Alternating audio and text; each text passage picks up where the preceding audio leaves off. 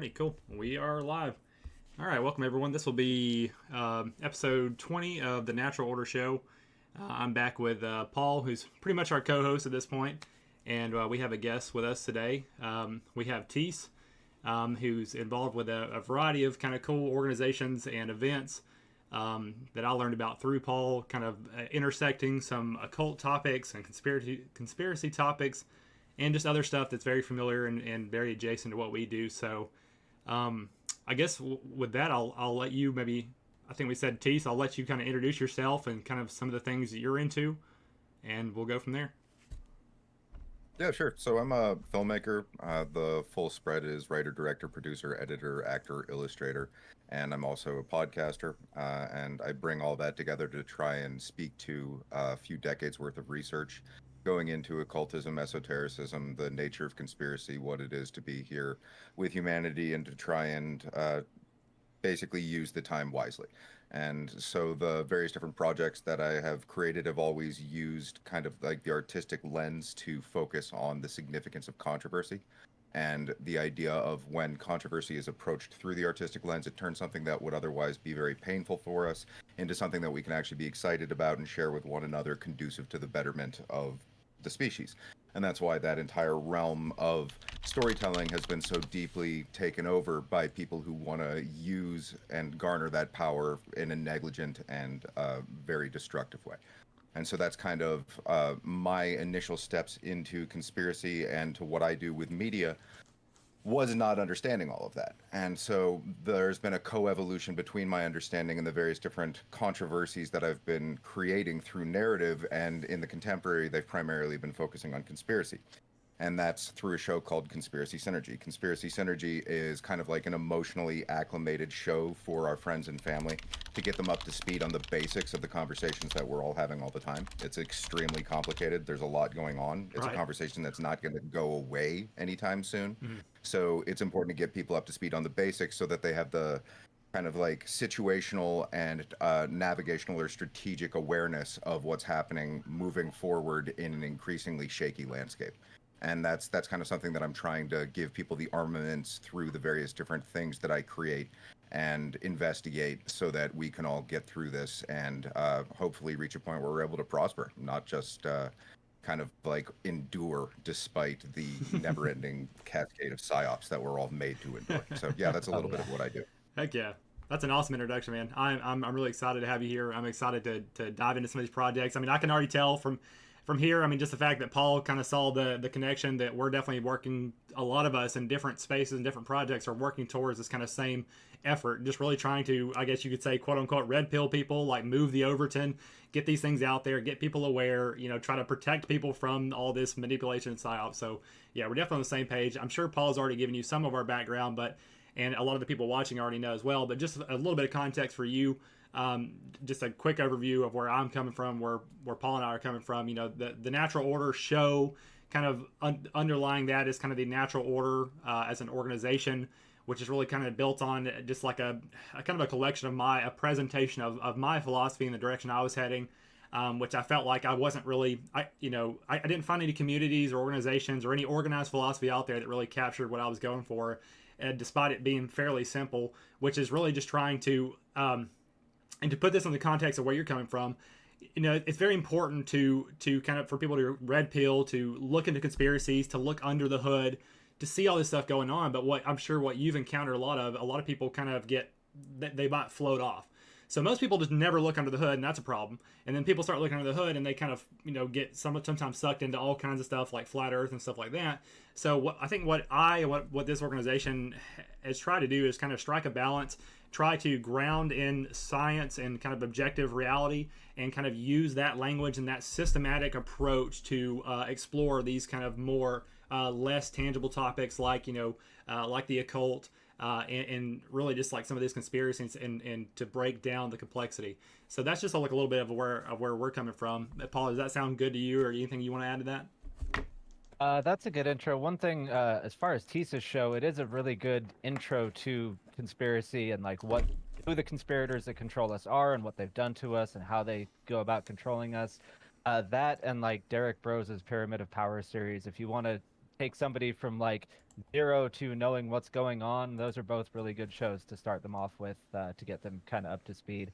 But as far as where our group's coming from, we kind of have this history of being more libertarian, but then over the last 10 years, as this kind of tribalist right has formed, we've acknowledged that they're right about some things, but we don't necessarily go all the way there. So we're somewhere in between that like individualist, anarchist, or libertarian space, and then the more like tribalist, nationalist right, where we acknowledge that both of those groups have some really good points.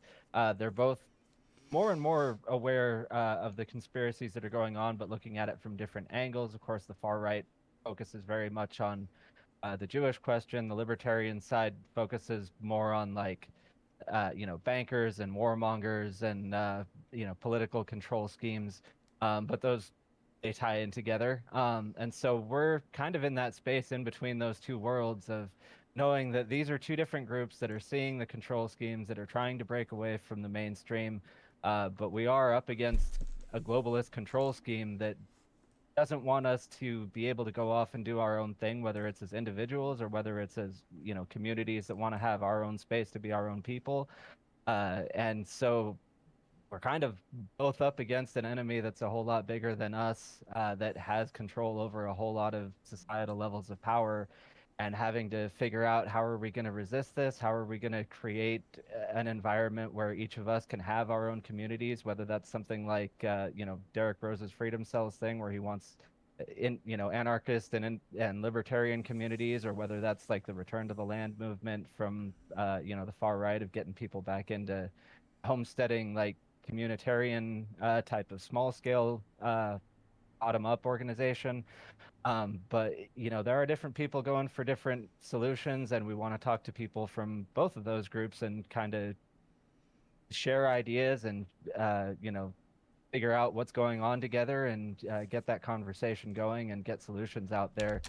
One thing that I really like about the AM Wake Up show that Teace is on and the Third Eye Carnival that they've got going on is they're basically trying to put together events around the country to get people who are conspiracy aware to just get together, hang out, start socializing, start networking, start working together as a group, which for the libertarian community, which they often behave like a herd of cats, that's something that they really need. It's a very important thing for them to start to develop that, because some of the hard times that we're coming up on, you're going to want people who have your back, and you're going to want people who are prepared enough for what's coming and know what's going on to do that. So as far as our background, both of us at different points over the last decade or so followed Kurt Doolittle and his Natural Law Institute, I think was the name of it. Neither of us is like 100% on board with him at this point. We've kind of distanced ourselves a little bit, but he's got a kind of different idea of what natural law means from what Mark Passio means. He's not as into the occult spiritual side of it, so his is more of a like political philosophy, whereas Mark Passio's is much more of a like occult spiritual philosophy. Um, so a little bit different direction, but we're definitely close enough to have a lot of overlapping ideas, and I think we'll have a good conversation today.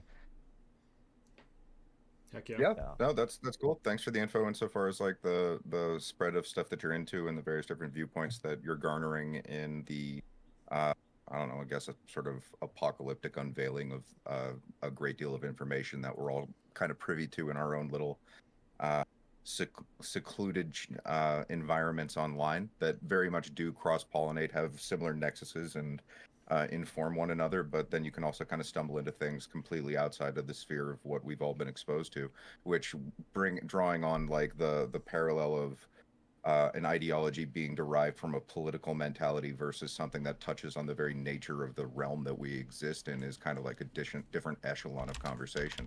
So it's very interesting that even just touching on those little broaches then become pins in things that are sort of a microcosm, almost like I think of it like a voodoo doll. It's like pins that as we go through and find those pains within ourselves, we can also sort of touch on the doll, the rituals that we've been made to go through in a proxy way. Just even being able to reveal these conversations that we then share. So it's also lastly touching on kind of like all these solutions that we're all creating together that are so similar to one another. It's actually really interesting because they're principle oriented. So it's not just one thing that's coming out about any of them. It's like an infinite number of different brandings that countless people are creating to then share based on a similar understanding. And that's beautiful. That's like an organic, emergent, granular change that isn't the way that we'd necessarily think of how that's painted on like a predictive programming stage. Yeah, I've kind of Yeah, phrased definitely it. that like natural bottom-up evolution of people coming up with the same idea in response to an environmental need. That's definitely something that parallels the way that nature works in terms of, new evolution comes about in response to a need from the environment, and it just kind of bubbles up from the bottom up and then spreads from there. And so, yeah, it is interesting that we've got these organic movements popping up that are very different from the like controlled top-down control schemes of the elite. But ours are a lot more in line with nature, whereas theirs is trying to impose their will upon nature. And that's a really good way to phrase that context. Go ahead, Tyler. I was just gonna say, yeah, I think I've made that point in probably several of our calls, Paul, where I'm just like, I kind of reiterating how happy I am that like you and I even are kind of independently coming to these same conclusions, and that means that there's tons of other people doing it as well, which goes and reinforces like how, like you said, how natural and how objective and almost mathematical that emergence is. So yeah, I'm always happy to see it. That always helps.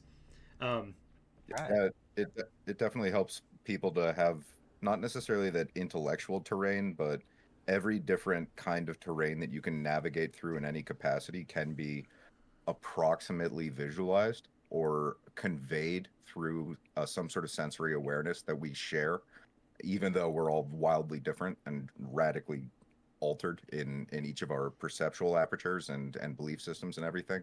The fact that we can traverse those landscapes makes it an incredibly like ripe opportunity for the people who have the discernment to then go through that and reap a bounty. So it's like actually a really fucking cool conversation to be privy to communally, because that then unfolds in kind of like the cascading whatever the fuck the future is going to be. And it's weird. It's really weird. It's a lot weirder than I ever imagined it was going to be. I got to tell you that. That's the number one thing that I've come to realize. It's so much fucking weirder than I thought. Well, speaking of weirdness, I guess let's get into some of the weirdness that we've explored on our show. So, people have watched us before, they've probably seen the Back to the Future episode and the Golem episode. I think those are our two most watched ones. And we covered a lot of stuff about how the elite put predictions of events like 9/11 and Trump becoming president, COVID-19, even commentary on past events like the JFK assassination, or there's works that reference 9/11 that came out afterwards but still include those symbolic narratives in them. And so we've done a lot of exploration of that. One question that often comes up whenever I show this to people, and particularly to people who are already kind of conspiracy aware, is why does this matter? Like, if we already know that COVID is fake, if we already know, like about Agenda 2030 and some of the stuff that's coming up, why does it matter that they're putting this stuff predictively into media? Why does it matter that they're tying occult symbolism into this? And so I kind of wanted to give a bit of a response to that. One of the most obvious reasons, and that this actually kind of relates to the work that Teace and other people like him are doing, is if you want a way to take somebody who's completely out of the conspiracy realm and bring them into it, it's really hard to sit them down and be like, hey, let's watch 2 or 3 hours of documentaries on Epstein and interviews with his victims and stuff. Like, finding out that your politicians are being blackmailed through child rape is not exactly a pleasant conversation. Sitting there and looking at economic history and facts about the Federal Reserve and finding out how much of your money they're stealing, not only is it not a pleasant conversation, but it can get pretty technical, and not everybody can handle that. But sitting down with somebody and being like, hey, let's watch a movie together and I'll teach you some really cool stuff that's hidden in all your favorite franchises. Well, now you got a selling point that you can get. Like, if you've got somebody who probably could handle the conspiracy stuff, if you could get them to sit through it and you want to find an in to kind of like make it interesting to them. I've had people who were like basically total normies go from there to being like, okay, so what the hell did happen on 9/11? Was it a missile that hit the Pentagon and shit like that, after just watching Back to the Future with them and making it clear to them that, yeah, look, they predicted this event a decade and a half before it happened. So if you've got something that you can show to your friends and be like, this is something that you can clearly see that they told you was going to happen before it happened, that they had to have known that it was coming before it happened in order to put this into their media, that gives you an in to be like, you have to think deeper about this. You have to realize that this is an act of theater. This is something that has been given to you to put a message into your head to prepare you for a particular event. to subliminal messaging and all that, to get them interested enough to be like, well, shit, now I've got stuff that's been a part of my life, whether it's Back to the Future, Star Wars, Lord of the Rings, all these fandoms that people obsess over these days, where you can point to it and be like, there's occult symbolism in this. There's predictive programming in this. There's all these underlying messages that are common throughout many different shows and movies and games and books, and music, other forms of art. And next thing you know, they'll be spotting it on their own and be like, well, shit, I had this old game that I played that had, a golem narrative in it or whatever. And next thing you know, they'll be noticing things. So it is a good way to kind of get people's interest in things that's not quite as dark and scary as some of the things that they're doing to control us. That's not quite as like technically overwhelming as trying to, prove that history has been that we've been lied to about history, that there are whole historical events that were largely fabricated or completely, twisted in terms of what they've told us about them. Um, it's not easy to have that conversation with people, and sometimes you need that little bit of an in. So that's a big deal. Another thing is because spirituality does parallel the material and does affect the material. Like one of the books I was reading lately got into how like the double helix of the DNA strand is so similar to like the caduceus and a lot of other symbols from ancient spirituality, and how similar that is to the yin and yang energy kind of pulsating up the spine as you learn to do energy work and as you learn to advance yourself spiritually.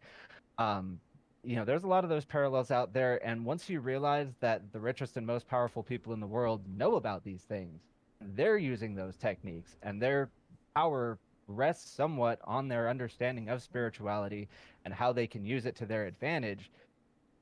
A lot of the black pill that, especially lately when people have been throwing that accusation at a lot of independent journalists, saying, oh, well, if you don't trust Trump and don't think that he's saving the day, then you're just black pilled. Well, once you find out about spirituality and about how they control us, you realize we all have the potential to develop ourselves spiritually and use that spirituality to affect the world around us the same way that they do. We might not have the institutions and tools in place that they have, but we still have that innate ability within us. And if enough of us develop that, partly just through noticing and research, partly through meditation and other spiritual practices like breath work and energy work, partly through ritual and things like that, we can empower ourselves enough to change the world around us. And there are people out there, like one of the things that impressed me about Derek Rose is that he's worked like spiritual symbolism, like the number 33 and stuff like that, into his own activism work, and is kind of using that to empower his own activism work in the same way that the elite use symbolism to empower their control schemes. And that's something that we're going to have to develop. But once you get that understanding, that's a real white pill, because now there's something that you can actively do that will change the way you live your life and make you more capable of changing the world around you and building the kind of environment that you want to live in. Yep. It's an interesting idea of the refinement of each of these respective skill sets convergent together in kind of like the electrical alchemy of digital media, and then putting that out to in a world that's very much receptive to the fluctuation in all of us once we're uniquely privy to having that bounty before us, which is kind of just what's happening right now.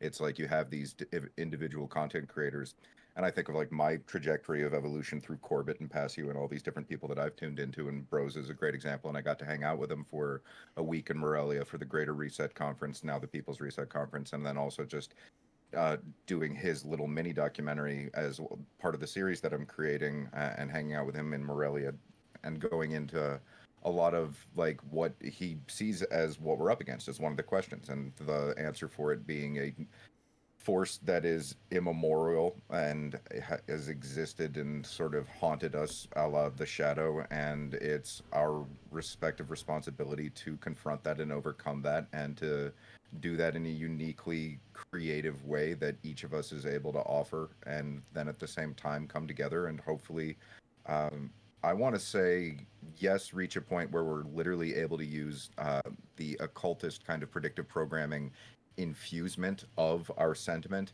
on a profound enough level where other people are able to pick it up and run with it very quickly and actually go about enacting co-creative change on a large species level. And I think that that's actually very real and viable. So it isn't just like a speculative thing of where we're at now. It's also picking that up and where we run with it moving into the future. It's particularly as the tools of filmmaking become more accessible than ever. Like with AI and all these other things, even if you dislike it, and that's fine, it's still a different like accessibility of tools and what those tools offer, and that's really profound when you understand that that's what media creation is a lot of it is just the tools that you have to create with. So yeah, it's going to be really interesting to see how it all kind of like emerges. I like this through some of the points you're making, Teace, and your commentary. I'm kind of picking up on something that reminds me.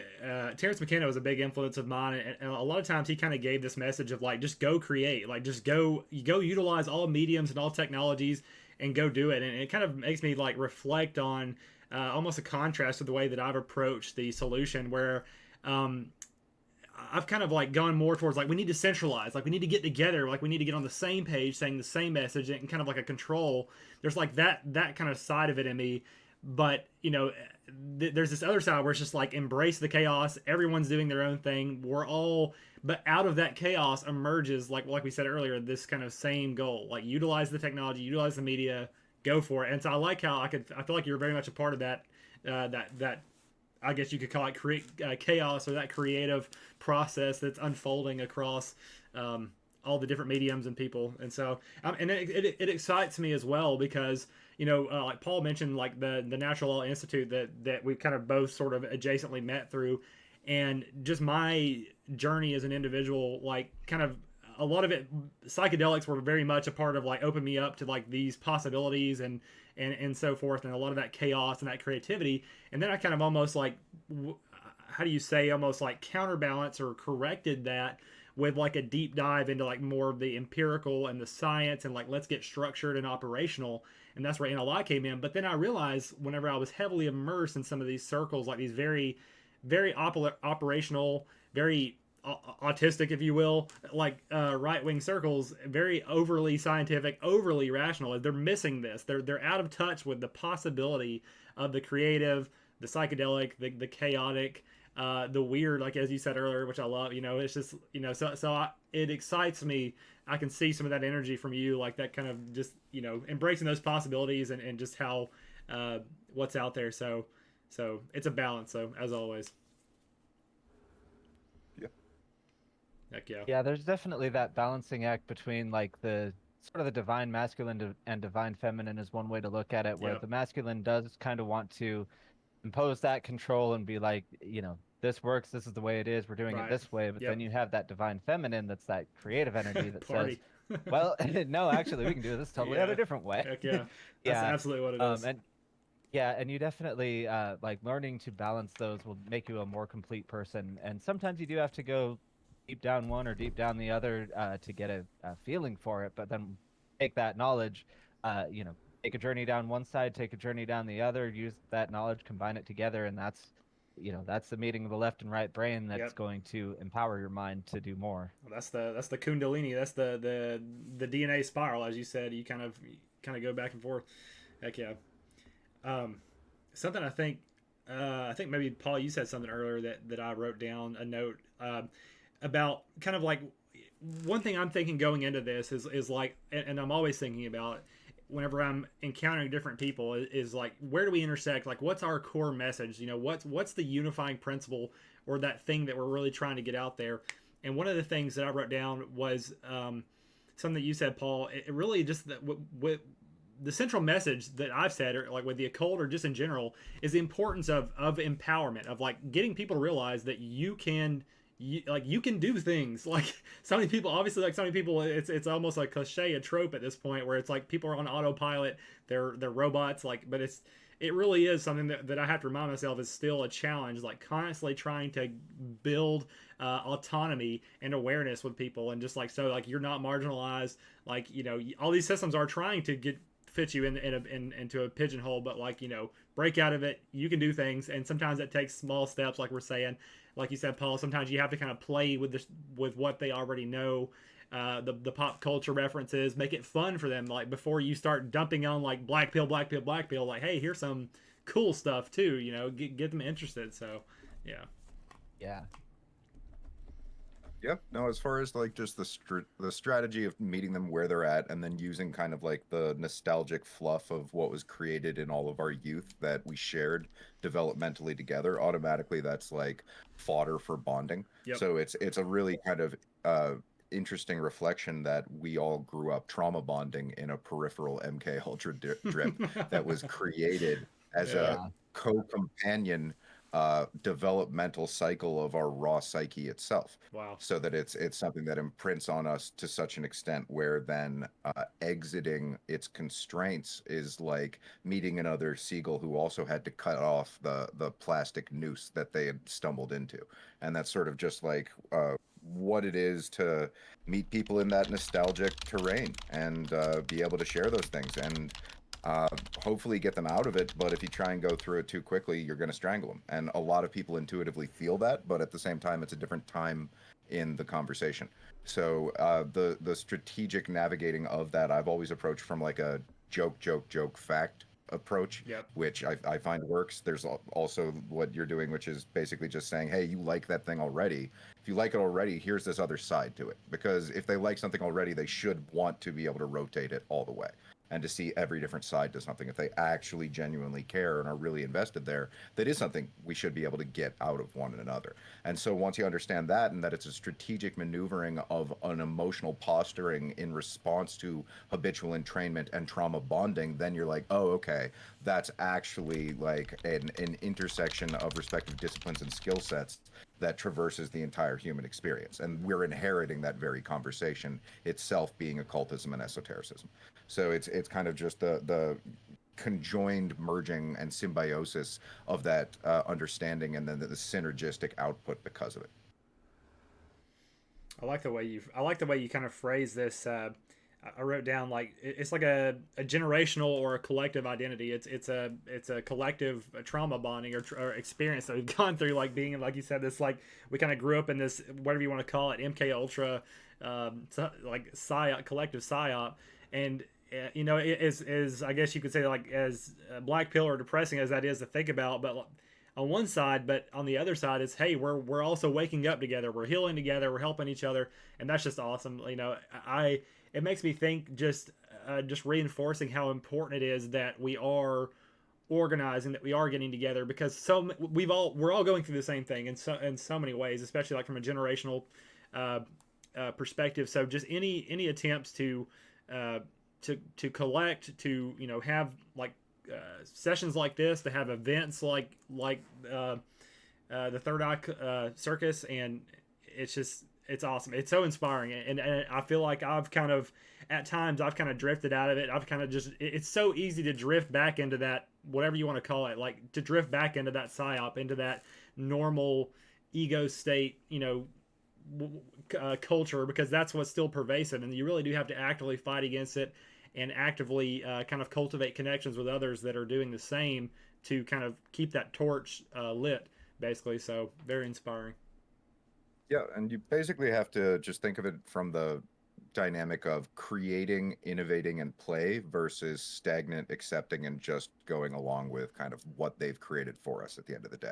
And that's because all of the compulsory school system is built around trying to inhibit or crush play and creativity, Yeah. which is itself conducive to our best side all the time. And so the more in which we're able to foster and foment that in a positive way from a youthful age, the more in which it breaks the cage of that Aristotle idea of give me a boy until the age of 7 and I'll show you the man. So it's a really interesting dynamic when you break it down to something as simple as creativity versus not creativity.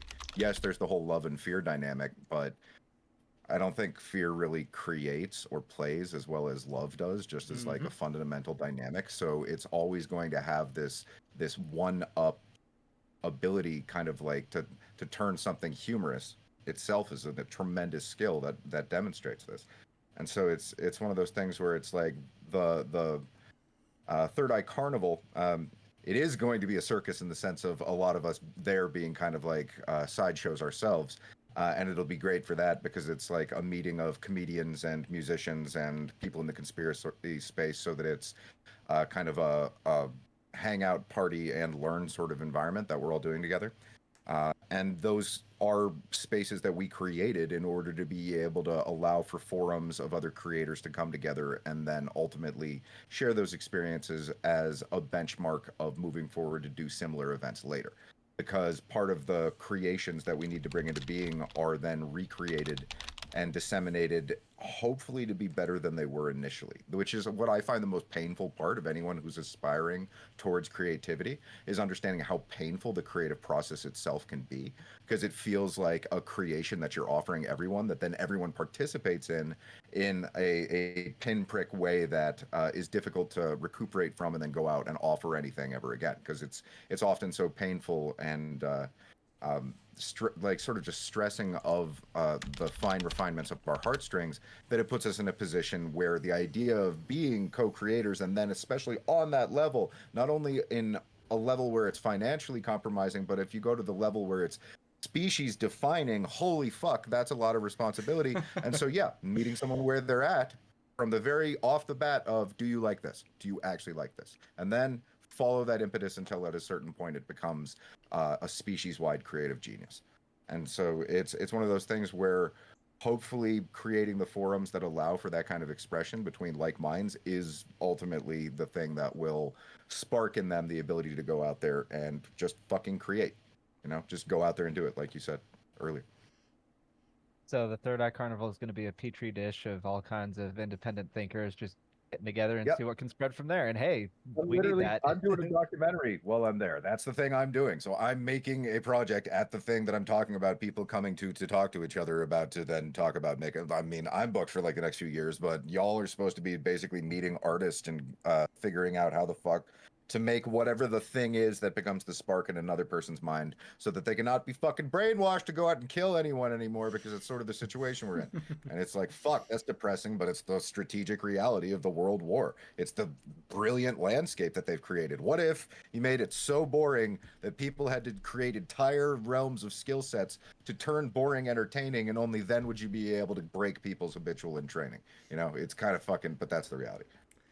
I like you just mentioned, like, kind of the war angle, and that's something I wrote down too. So again, like, this is something I'm taking away just from this session, and what I'm looking forward to, like, going to the carnival for, is just to rediscover that element of play, of fun, of comedy, of and really just the chaos and the creativity that comes with it. Because I definitely at times have been very, like, that was a very inspiring element for me that I've kind of lost track of, and I kind of get sucked into this more, almost like I said, overly operational, maybe overly masculine, overly militant kind of like approach to things, where it's like, we got to be serious, we got to be focused to get something done. Like we're at war, like we're being attacked on all sides. It's so it's so easy to get sucked into that.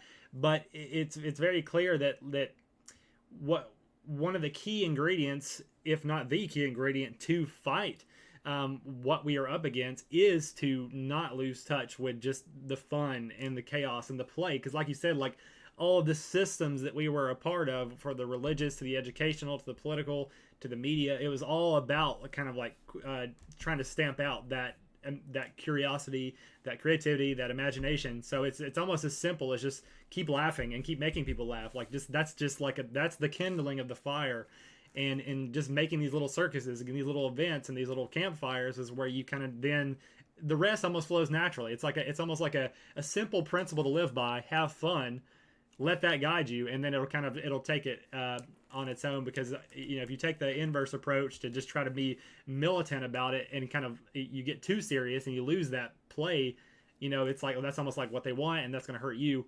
I will say, conversely, there is maybe such a thing as people who, I do know people I think of that were almost like too entrenched on the play side, had zero seriousness to the point of almost being detrimental as well. So a balance, like with many things. But I know, me personally, I look forward to reigniting some of that clown side.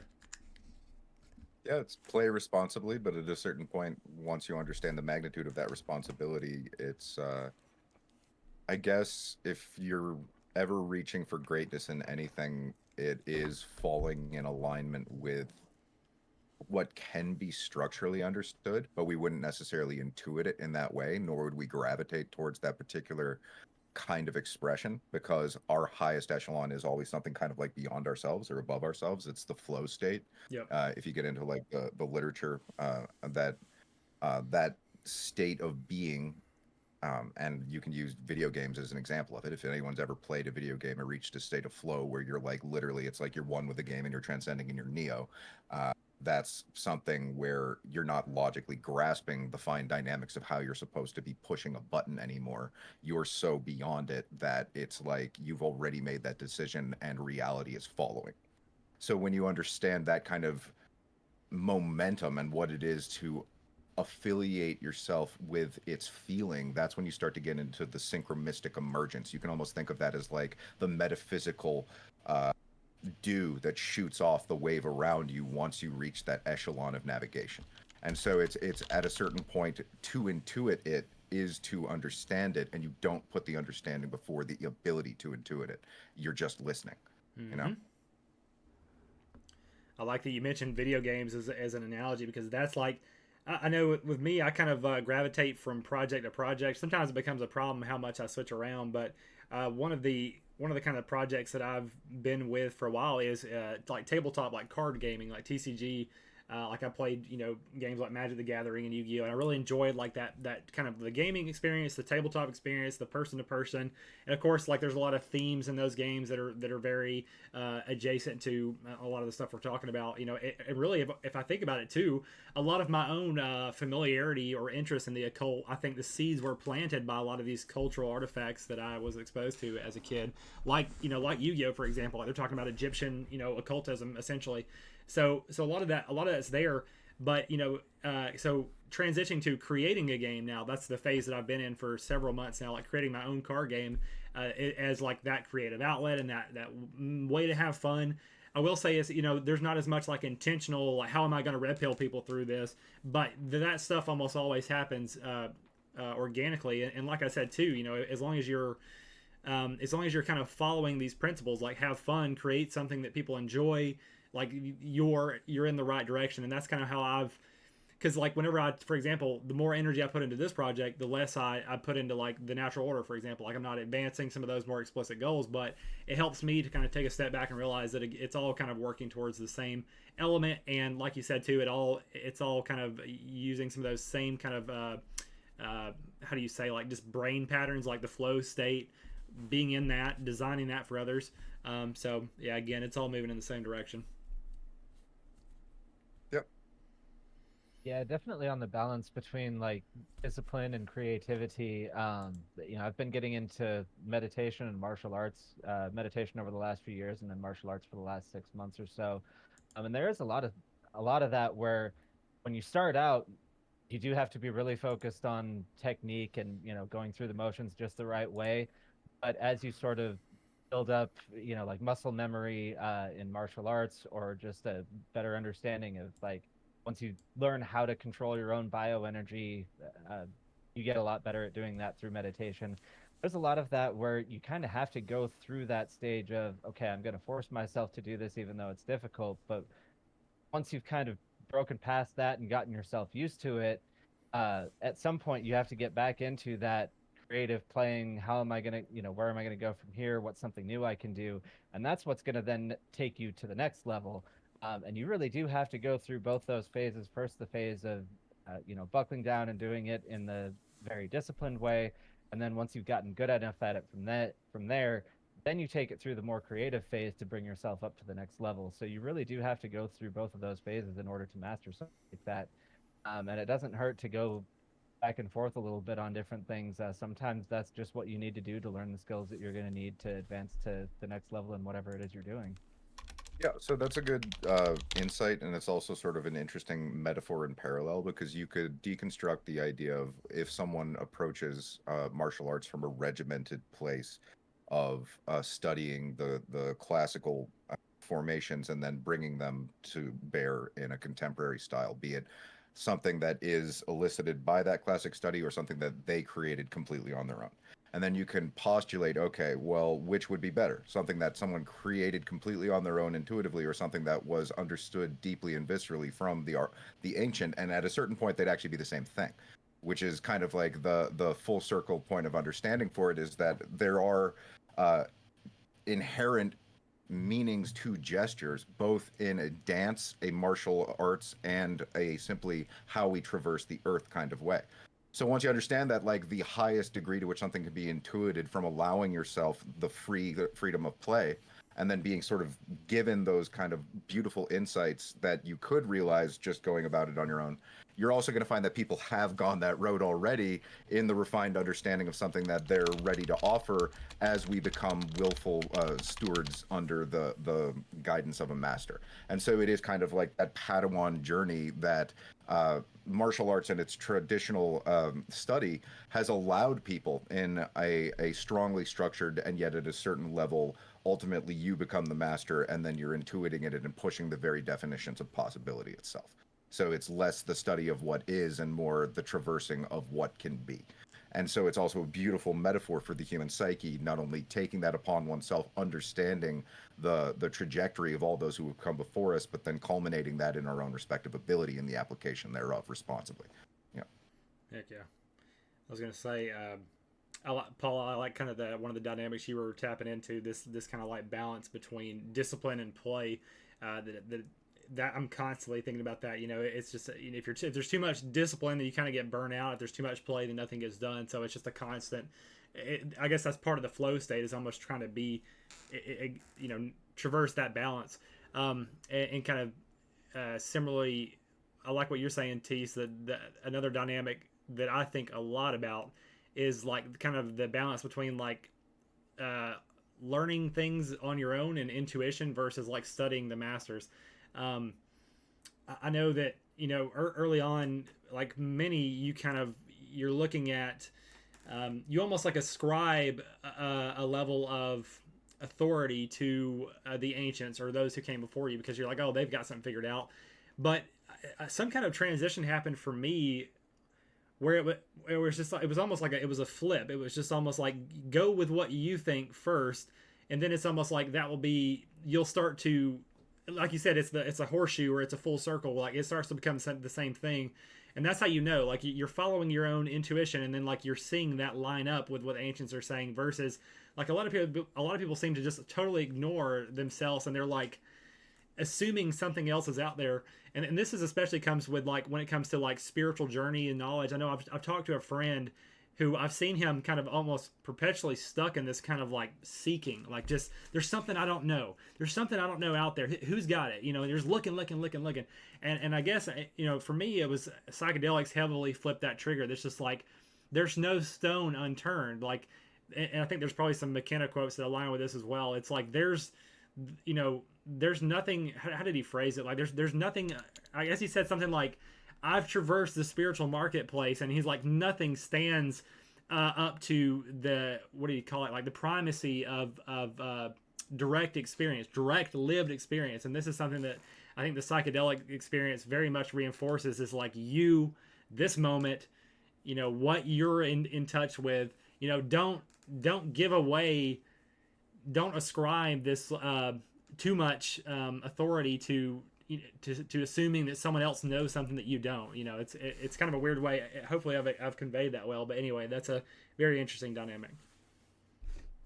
Yeah, I mean, as far as thinking of existence as memory, and the idea of that traversing motion is choosing your direction through which memories you do or do not have, and then that sort of gives you an approximate map for how, when you're able to, I guess,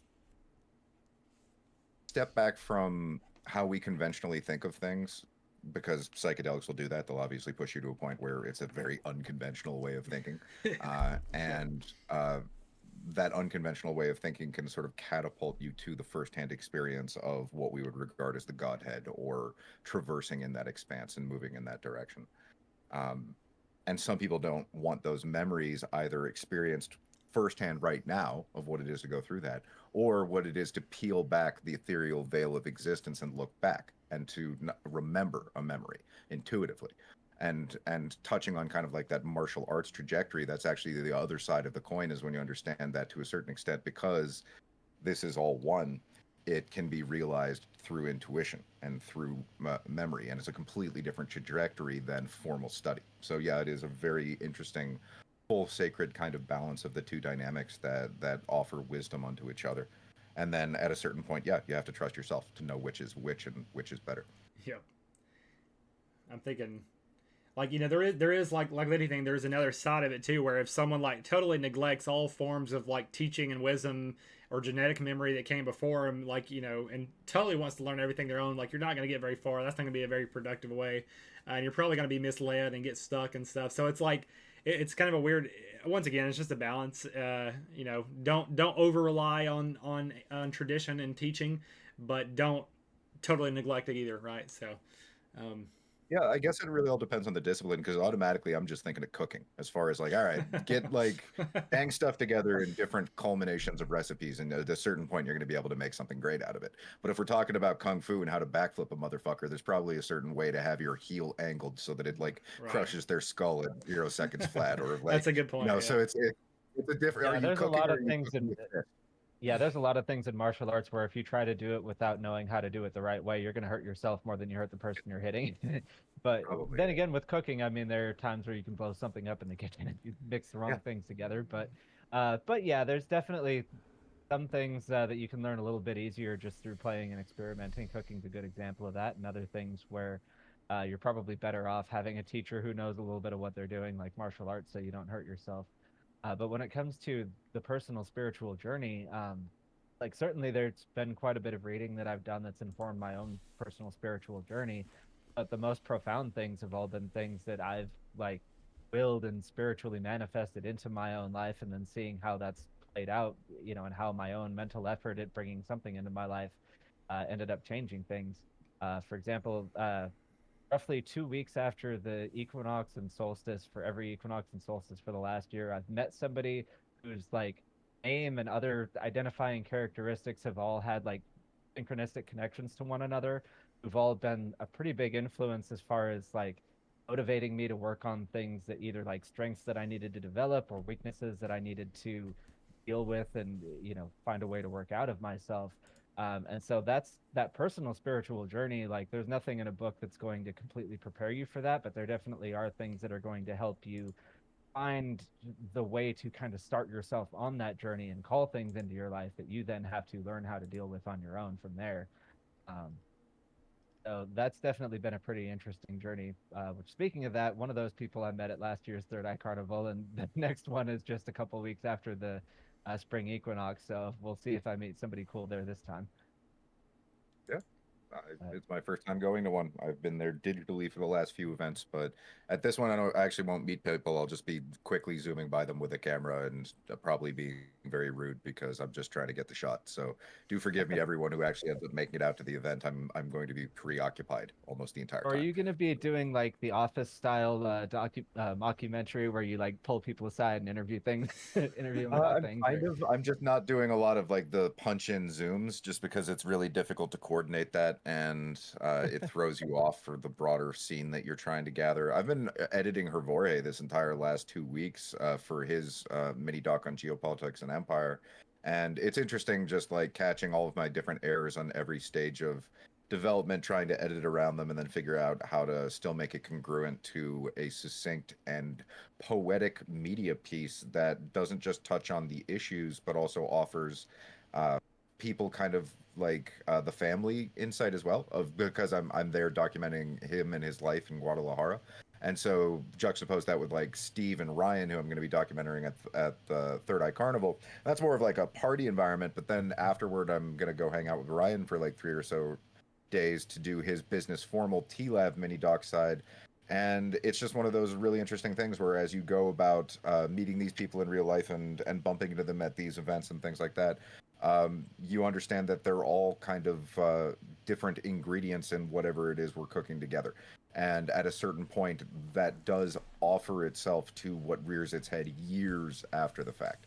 And that's one of the things that, like you describe it, it becomes a personal journey, because maybe you'll pick up books that will give you insights, but when you pick up the experiences that give you almost like a divine glimpse of your own path, that's like a completely different trajectory altogether. So I completely agree with that, and that should be at the forefront of what people find inspiration in and use as navigation for their own particular journey. Yeah.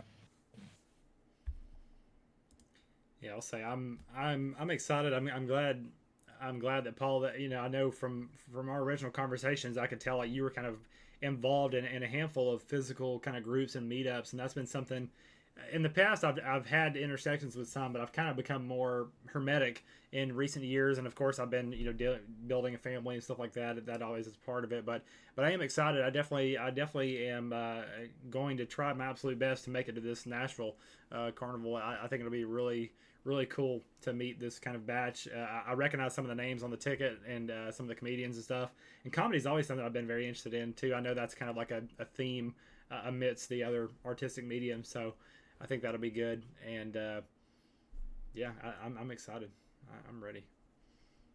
Yeah, I mean, I kind of wish that. I mean, Steve wants to do this one, and I understand why. Basically, just get it done, make it good. Don't fret about the various different, not superfluous, but let's say offshoots that might be advantageous not only to us as those hosting the event, but those attending the event. Things like a bunch of fucking food trucks. That would be nice. But I don't think that's going to be a thing. Or people understanding that there could be like a voluntarist marketplace. Like you get a bunch of people coming to a thing like this. Don't pay us for a fucking thing. Just set it up and make it a valuable offering to everyone. And yay us. That's the way we're supposed to live life. So, it'd be nice if that kind of stuff was going off on the side. I think it'll be more of like a bare bones party environment where everyone brings their own camping stuff and a large open ground with a bunch of different pits shared between us. Try and be conscientious of those who are around. And other than that, just have a good time and don't do too many drugs or whatever.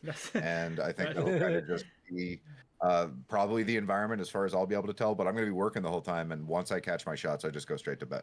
So everyone else have a good time. I'm not going to be having a good time. It's nothing personal. Much love to everyone.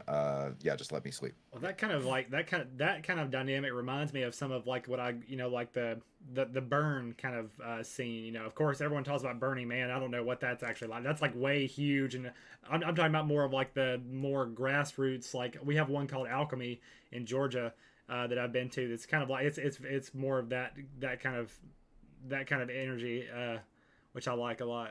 It's been a while. And yeah, for those who don't know when the event that I'm referring to is, it's April, I think 5th, 6th, 4th, 5th, 6th, I believe. Yeah. Yeah, 4th, 5th, 6th. We'll definitely send some links out.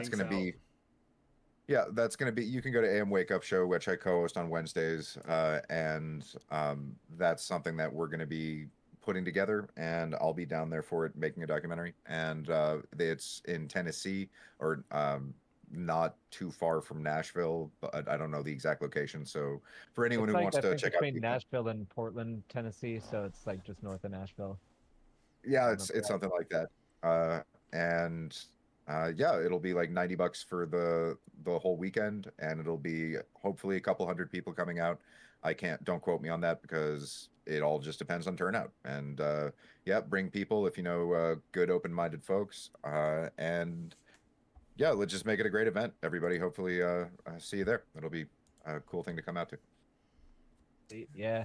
Yeah, we'll definitely be posting links and stuff. And I was kind of on the fence when I first heard and did a little bit of research, but I think the more I've had some time to look more into it, and everything we're talking about today just kind of ignites that passion in me.